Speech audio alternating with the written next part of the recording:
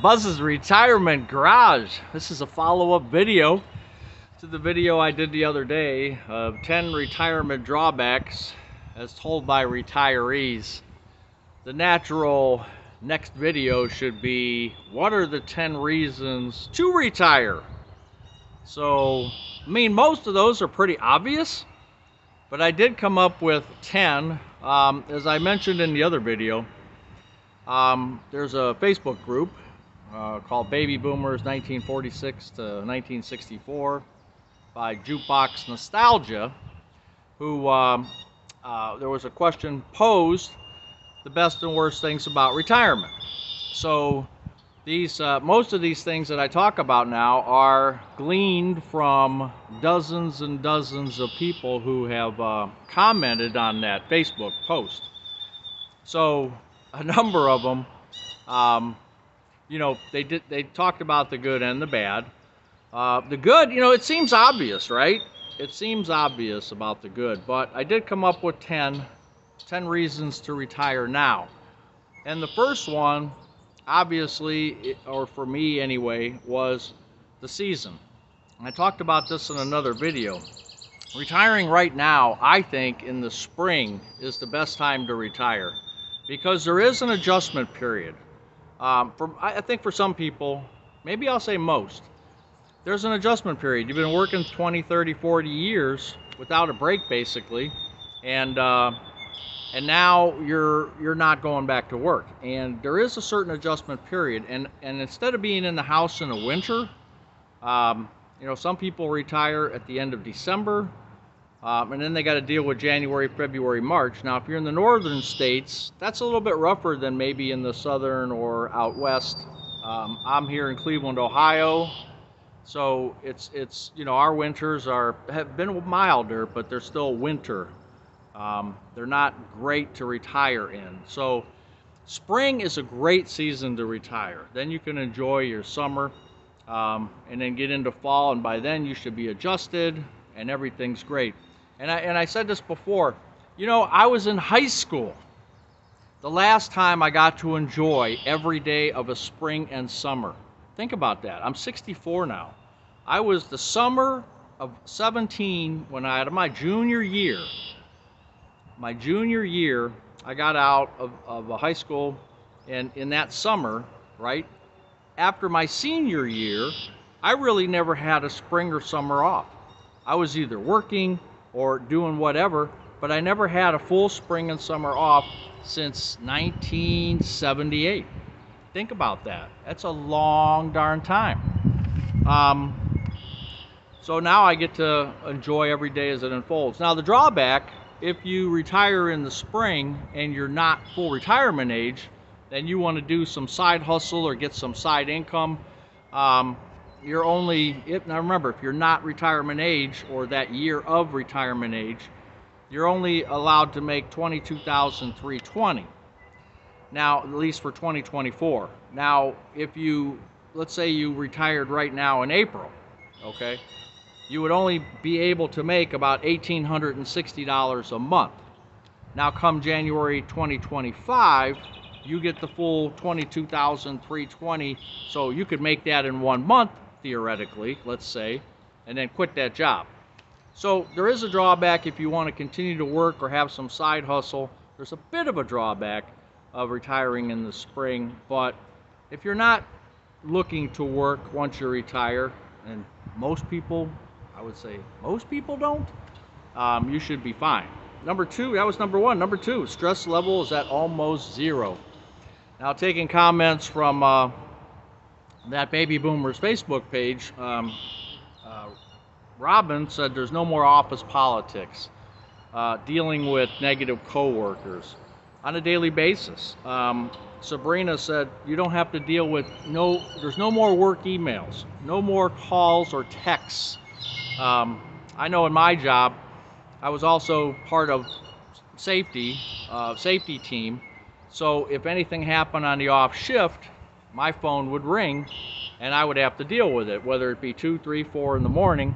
I would have to either, and I didn't have to go into the plant, fortunately, but I'd have to maybe guide the supervisor into what direction to go by. It didn't happen that frequently, but usually if I got that call, the first thing that would happen is I would think there's some type of industrial accident, and you never want that to happen. And accidents do happen. So not having that phone call, or not knowing I'm not going to get that text or that phone call or that email about a work-related subject, man, that just reduces your stress completely. So, I mean, that's a great reason to retire. And that stress, we've talked about this before, it's an unseen, I won't say killer, but it's an unseen issue, and it affects your body, it affects your mind, and most people don't even realize it, that how much it affects them. That was number 2. Number 3, forgetting what day it was. Now, you notice I didn't start this video with, hey, it's Wednesday, Buzz's Retirement Garage, because twice now I've said that, and I've been called out because I said the wrong day, and that's so easy to do. And you would think I would practice that or understand what day it is before I start a video, but I don't. I kind of just throw the phone into the tripod and I just go, you know, and sometimes I don't know what day it is. I think I do, but I don't. And that's the great thing about retirement.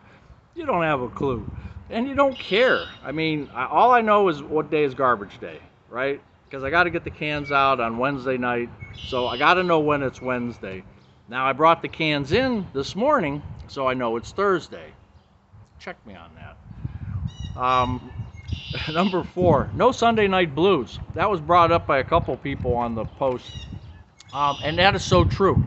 My wife has always told me that she noticed the difference in my Sunday nights. She goes, "Oh, you must be thinking about work already," because I would get crabby. To her, of course, me, I didn't think I was crabby at all, but she thought I got crabby. She thought I was, I was getting into that mode of Monday morning work. And she's probably right. And she's noticed now that I don't have that same type of issue for obvious reasons. Of course, I told her that Sunday nights were always a drag for me because the Browns lost, and I could usually use that excuse almost every week. I know a couple years ago they were 0-16, so 16 straight weeks I could use that excuse. But now it's great. That Sunday night blues, no such thing. No such thing. Number 5, avoiding the daily commute. Oh my gosh. For a lot of you people that, you take the bus, you take the subway, you're driving, the majority are probably driving their car. Not many people, I should say. And I have to be careful how I use the words many, some, but you know what I'm getting at. Many people live far away from their jobs. They're not right next door. They're not bicycle distance or walking distance. Unfortunately, you got to have a car and you have to drive. And some people do take Ubers if they're close enough, but you have to take that car. And once you get out on the roads, and I've noticed myself, just when I go shopping, I go to Sam's Club in a neighboring city, because we don't have one direct in our city, and it's probably about a 15-minute ride, 12 to 15 minutes. And I've noticed the traffic. I mean, our highway here, Interstate 480, is 60 miles an hour. If they're not doing 75, 80, I mean, and that's just the way it is. And I'm okay with that. If you want to pretend you're on the Autobahn, that's fine. But please don't ride 2 feet behind the next bumper.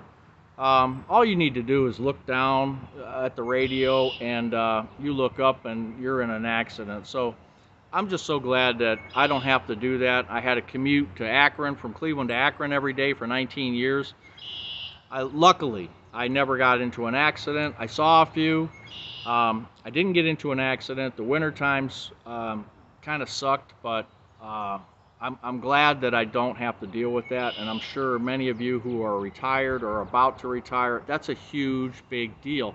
Let alone the wear and tear on your vehicle now. Now you can, I go out maybe 2 or 3 times a week, and they're short trips. Where I was putting on hundreds and hundreds and hundreds of miles a week. Now I'm lucky if I put on 50 miles a week. Don't have to go that far, so that's really great. Number 6, having more time for grandkids. Now, I didn't think of that, but Trish and Marshall, Marshall and Trish said, talking about grandkids. And of course, I don't have grandkids. You know, my one daughter passed, and the other daughter, she doesn't plan, as far as I know, she doesn't plan on having any children. So I won't have any grandkids. But yeah, that's a good one, because now you can go see their ball games, and you know, you have more time to spend with them or babysit. Now, hopefully, your kids don't take advantage of that situation too much. And I know there's a little noise I saw in the background on the Facebook post about maybe that's happening here and there, but yeah, you get to watch them grow up. You have more time to do that, and that's just super. Number 7 is shopping midday or doctor's appointments midday. Oh my gosh, yeah. You know, my dentist. I called my dentist and I had to finish up some stuff, and they said, "When can you come in?" And I said, "Anytime. I'm not doing anything. I'm retired." And it's fun to say that, because you don't have a schedule, or you don't have anything that you can't probably work around. But hey, doctor, can I get in there? When can you get in? Any day. Can you do? Yeah. Can you do 2? Yeah. Can you do? Yeah. Whatever day, whatever time, I'll be there. That's great. You couldn't do that before. You always had to plan around it. You always had to figure it out. Now you don't have to figure that out anymore. Number 8, you're finally getting back what you paid in. Mike brought that up on the Facebook page, and he said, you know, if you think about it, you're finally getting to get that every month or week, or whenever your pay schedule was, bi-weekly, you're finally getting that money back. So every month that you're getting a Social Security check, if you've chosen to get your check now, if you're retired and chosen to do that, you're finally getting some of that what you paid in, you're finally getting back. And I didn't really think about that in that way, but that's true. So that's a good thing, and one of the good 10 reasons to retire right now. Number 9. Really getting after projects. You know, I did a video about the projects I'm working on, and every time I walk into something, like I walk in the garage and I bought the shelves, now I got that organized. Well, gee, that floor, I want to epoxy the floor. I want to change the curtain on the one window. Hey, I might even drywall the garage. Somebody suggested to me, because they didn't like my walls in the garage. Well, it's circa 1963, so hasn't had much of a facelift, so I may do that. But I mean, any kind of project, now that you could see you've got the weather turning here in Cleveland, things are budding out now. It's finally starting to feel like spring. Just, you know, between lawn work and planting the garden and all that stuff. I mean, it's just great to go after those projects and stay busy, right? And number 10, just leave it at travel. A lot of people, we're doing day trips maybe, but we're not doing a lot of trips. But a lot of people, you know, I call it planes, trains, and automobiles, and RVs too. So people have taken their RVs out, and they're going state to state. There's some people that are, you know, some people are traveling a lot. You know, while they're younger, they're trying to get out and you know, hit the places that they've always wanted to go to. No pressure now, so they're out, they're doing it, and they're enjoying themselves. So that's a good list of 10 reasons, and I'll leave it at this. Chichi Rodriguez, you remember him? Chichi Rodriguez, the golfer. I loved watching him when he was in his prime. He was a great golfer, great guy. But he said, when a man retires, his wife gets twice as much husband for half as much money. So we'll leave it at that. Buzz's Retirement Garage, 10 reasons to retire now. You have a good day. Take care.